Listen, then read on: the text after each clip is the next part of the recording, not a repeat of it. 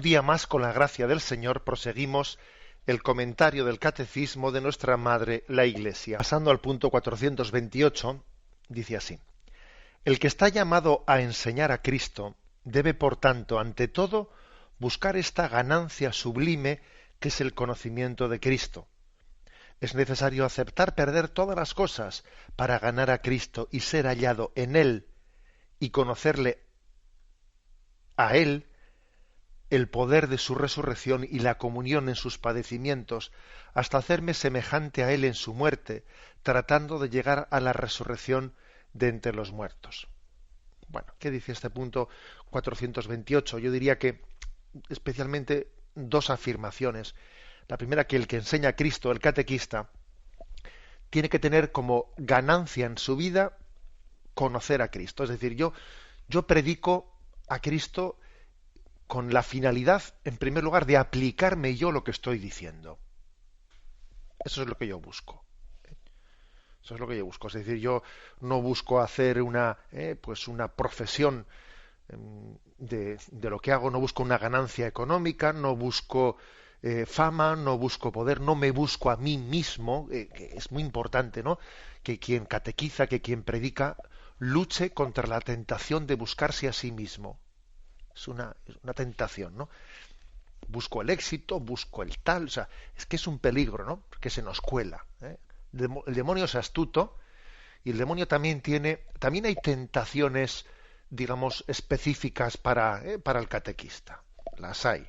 El demonio tiene la capacidad de adaptarse a cada situación porque es más propicia, pues por ejemplo, el que está en un puesto de gobierno y de responsabilidad pues en la administración puede tener tentaciones de conceder favores, de ser injusto con el dinero, sobornos, cosas. Bueno, hay tentaciones especiales para este tipo de profesión. Tentaciones, bueno, pues también las hay para un catequista, también las hay. Y él tiene que procurar que su ganancia sea aplicarse lo que él mismo predica. O sea, que yo lo que quiero es lo mismo que quiero para ti. O sea, yo te predico y eso que te digo a ti me lo digo a mí. Me lo digo a mí mismo. O sea, esto es muy importante. Si un catequista no tiene esto, vamos mal. Por eso, aquí lo importante es conjugar el ser maestro y alumno. Y uno no deja de ser alumno para pasar a ser maestro. No, no. Es maestro sin dejar de ser alumno. Esta condición, o sea, el que tiene que ser pastor no deja de ser oveja, no tiene que dejar de ser oveja. Los pastores tenemos que continuar con nuestra condición de oveja, si no vamos mal, vamos mal. Es tan importante, por ejemplo, que, pues imaginaros, ¿no? Si esto lo aplicamos a un sacerdote, que la gente vea que el sacerdote se confiesa, que la gente vea que el sacerdote se pone de rodillas y reza. Y digo esto de un sacerdote, ahora digamos lo del padre, que el padre le dice a un niño, vete a misa, vete a catequesis, y el padre que va por delante y se confiesa delante de su niño y ve, claro, eso es distinto, claro, es que es muy distinto. El catequista lo primero tiene que hacer es que su ganancia sea pues alcanzar eso que él mismo predica. O sea, ese es su tesoro, esa es su corona, esa es su aspiración, no tiene otra. Y para ello, dice aquí en segundo lugar, es necesario aceptar perder todas las cosas para ganar a Cristo y ser hallado en Él. Esto me parece muy importante, porque para que eso que he dicho antes sea verdad y no solo sea bonito, es que para autentificar nuestros ideales es muy importante, es necesario, es condición indispensable, pues asumir las humillaciones de la vida. Es que las cosas en la vida no suelen salir redondas nunca. Siempre el camino de la cruz está dentro. O sea, es decir, pues por ejemplo, yo predico y pues me sale mal, o alguien me ha entendido mal y me monta un lío. Y entonces, pues imagínate, ¿no? Un catequista en una parroquia, pues mira, encima he tenido un problema con un padre, y encima no sé qué, y el párroco pues un día no me defendió ante los demás, y esto no sé qué. O sea, que quiero decirte que a veces este tipo de situaciones siempre, bueno, y digo, he dicho mal a veces, ese tipo de situaciones, de una manera o de otra, acompañan siempre a nuestra vida y son importantes porque es una manera de autentificar este tipo de cruces pequeñas que ocurren en la vida, son una manera para autentificar si yo verdaderamente busco a Cristo y busco servirle, porque si resulta que porque he tenido un disgusto y porque resulta que he tenido un roce en la parroquia o aquí o allá, yo ya dejo de ser catequista o dejo de predicar a Cristo porque mira, quise ayudar y resulta que tuve un problema en la cofradía, en esto, en lo otro, y entonces ya me pues, cojo y me reboto y lo dejo todo. Entonces, ¿tú a quién servías? ¿Servías a Jesucristo o pretendías tú allí autorrealizarte? Porque si tú servías a Jesucristo, si tú eres portavoz de Jesucristo, porque hayas tenido un disgusto, tú no vas a dejar de ser catequista suyo. No vas a dejar. Es como si un padre dice, porque ya he tenido un disgusto con mi hijo, voy a dejar de ser padre, ¿o qué? Pues que soy su padre. Entonces yo sigo ejerciendo de padre a pesar de que tuve un disgusto con mi hijo. Bueno, pues lo mismo exactamente con la predicación. Yo soy testigo de Cristo y me parece que tenemos que, en las humillaciones y en los reveses de este predicar a Cristo, que hay muchos reveses, que hay mucho disgusto, que es que esto suele ocurrir. Tenemos que ver en esas humillaciones ocasiones que Dios nos da para purificarnos y para purificar nuestra rectitud de intención. Las humillaciones que ocurren en la vida, yo cada vez esto lo veo más claro, las humillaciones que ocurren en la vida son ocasiones, oportunidades que Dios nos da para purificar nuestra rectitud de intención, repito. Porque es que de lo contrario, uno termina haciendo las cosas buscándose a sí mismo. Y Dios, que es buen pedagogo, de vez en cuando se encarga de que las cosas que pinten en bastos y que haya problema, tal. Y entonces, bueno, yo, entonces, ¿qué? ¿Sigo predicando a Cristo o me descuelgo porque me siento decepcionado? La cruz nos autentifica, la cruz nos purifica. Y por eso aquí dice el catecismo que el catequista tiene que tener comunión con los padecimientos de Cristo. Que es que si no tenemos comunión con los padecimientos de Cristo, no podemos ser catequistas, no podemos predicar la palabra. La cruz no solo es objeto de nuestra predicación, la cruz también es el signo que marca nuestra predicación.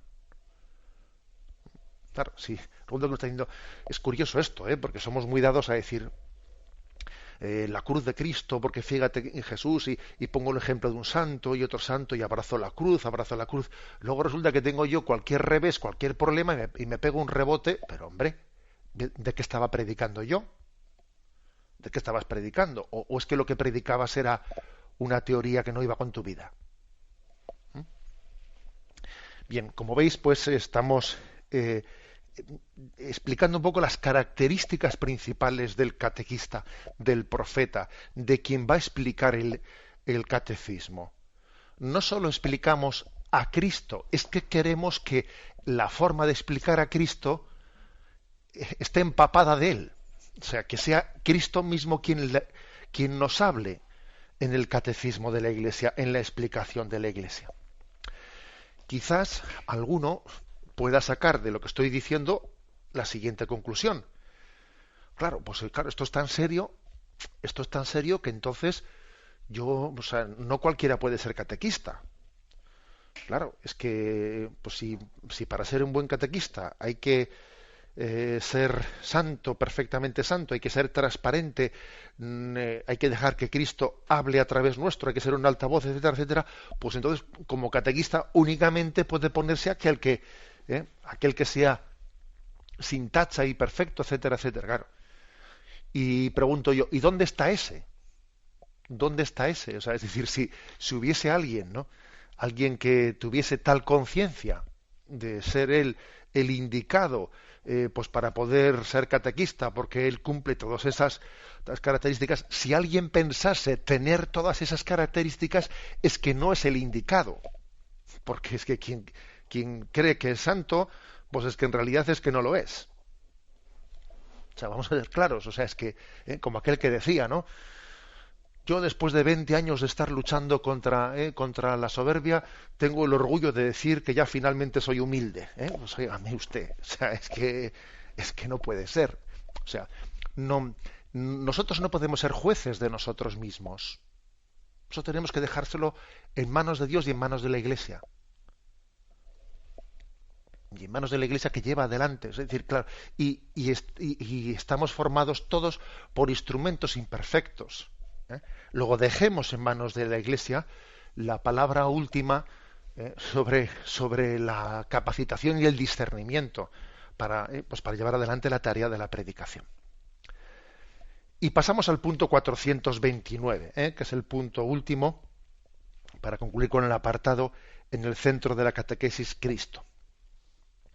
Dice, de este conocimiento amoroso de Cristo es de donde brota el deseo de anunciarlo, de evangelizar y de llevar a otros al sí de la fe en Cristo. Y al mismo tiempo se hace sentir la necesidad de conocer siempre mejor esta fe. Con este fin, siguiendo el orden del símbolo de la fe, presentaremos en primer lugar, y aquí dice un poco en qué orden se presenta la figura de Jesucristo, ¿no? En el catecismo, tal y como vamos a abordar en los días posteriores. Dos afirmaciones principales. La primera, de este punto 429, que el hecho de evangelizar, de la llamada, de sentirme llamado a ser catequista, pues nace de un conocimiento amoroso de Cristo. Me parece importante esto, conocimiento amoroso, no un conocimiento teórico, tampoco únicamente de lo segundo, es decir, de ser muy afectivo, sí, muy afectivo, pero también hay que conocer, es decir, hay que tener un conocimiento amoroso o un amor consciente, si me permitís el juego de palabras, conocimiento amoroso o conocimiento sentiente o un sentimiento pero consciente, sabiendo aquello en lo que amo. Es decir, que es importante conjugar estos dos aspectos, el de conocer, formarse bien, tener formación, pero al mismo tiempo tener experiencia interior y amar eso que he conocido, no solo conocerlo en teoría, sino amarlo.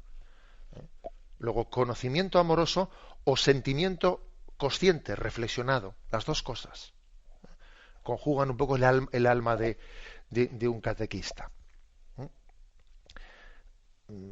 De ahí nace el deseo de evangelizar, de decir, ojalá esta experiencia interior que yo he tenido, pues pudiera tenerla todo el mundo. La prueba de que Cristo te ha alcanzado es que tú tienes deseo de llevarle a todos. Esa es una prueba inequívoca. ¿Alguien ha tenido una conversión? Bueno, pues si es verdadera, vas a ver tú cómo en él nace un deseo de llevarle a Cristo a todo el mundo. Por ejemplo, recuerdo haberle escuchado a Manuel Ferrario, pues el fundador de Radio María, pues cómo fue su carisma, ¿no? Su intuición de fundar la radio. Pues haber estado en un santuario de la Virgen María y entonces tener el gozo de esa casa de Dios en la que se suele convertir los santuarios marianos, el gozo de la presencia de Dios que María nos suele transmitir. Y entonces recuerdo que Manuel Ferrario decía pues que él, no sé, salió como con la convicción de decir, me gustaría llevarle a María a todas las casas. Él lo decía, lo explicaba así, no se trata de ningún tipo de visión interior, no, sino un don, o sea, un don en el que el Señor le lleva a ser testigo de la experiencia que ha tenido. Me gustaría llevar a María a todas las casas. Y luego finalmente pues se le ocurrió esa forma concreta de fundar Radio María, ¿no? Bueno, pues esta experiencia de este hombre pues es es lo que aquí no se nos está explicando, que en la medida en que somos alcanzados por Cristo, nos convertimos en antorchas de Cristo ante los demás. Bueno, dicho esto, la segunda afirmación de aquí de este punto dice, para ello, dice, se hace sentir la necesidad de conocer siempre mejor esta fe. O sea, es decir, la necesidad de formación. Un catequista no es aquel que haya terminado una fase de predicación y ya después comienza él a explicarla. No, muchas veces te formas al mismo tiempo que predicas.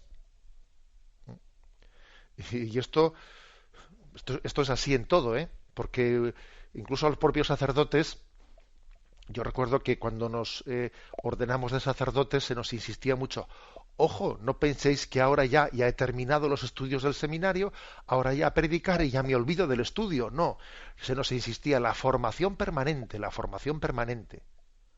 Bueno, pues lo mismo digamos de un catequista, lo mismo digamos de un padre, de una madre, que es que siempre te tienes que estar formando, o sea que Cristo siempre es una novedad para ti.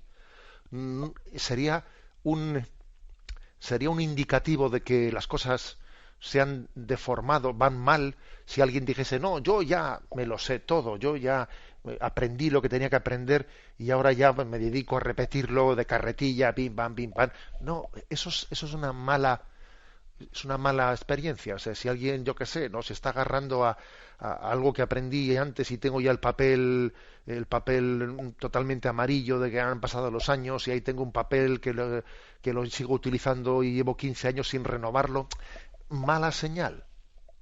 Que lo lógico es que yo, pues eso, año tras año, cada vez incluya un matiz, cada vez pues profundice más en una cosa. O sea, es decir, que uno según se forma, predica, o según predica, se forma. Las dos cosas van al mismo tiempo. Van al mismo tiempo. Y es más, hay que decir que pues los propios sacerdotes, cuando uno dice, ¿cómo se le nota a este sacerdote que tiene experiencia? Fíjate, ¿no? Pues han pasado unos años y en los años cómo le ha curtido la vida, cómo le ha curtido la experiencia. Claro. Y a eso añádele la formación personal, la lectura, los ratos de oración, etcétera, etcétera. Bien, y después de esto, aquí se nos da una mínima explicación de, digamos, cómo el mensaje, la figura de Jesucristo es presentada de la siguiente manera. En primer lugar, se presentan los títulos de Jesucristo, que es por donde vamos a empezar, ¿no? A partir del próximo día. Los títulos de Jesucristo. Cristo, Hijo de Dios, Señor, etcétera. En segundo lugar, se explica los principales misterios de la vida de Cristo. Su encarnación, después su pasión y por último su glorificación, su ascensión a los cielos y su glorificación en el cielo. Es decir, comenzamos por los títulos de Jesús, o sea, cómo le llamamos a Jesús, porque detrás de eso se esconde quién es Jesús, claro. Comenzamos por explicar quién es Jesús, el Cristo, el Hijo de Dios, y después se pasará a decir, bueno, cuáles han sido los principales misterios de la vida de Cristo. Encarnación, muerte, resurrección, ascensión a los cielos, etcétera. Esa será la estructura en la que a lo largo de los próximos días iremos explicando, o el catecismo va ordenadamente, ¿no?, presentándonos la figura de Jesucristo. La bendición de Dios Todopoderoso, Padre, Hijo y Espíritu Santo, descienda sobre vosotros. Alabado sea Jesucristo.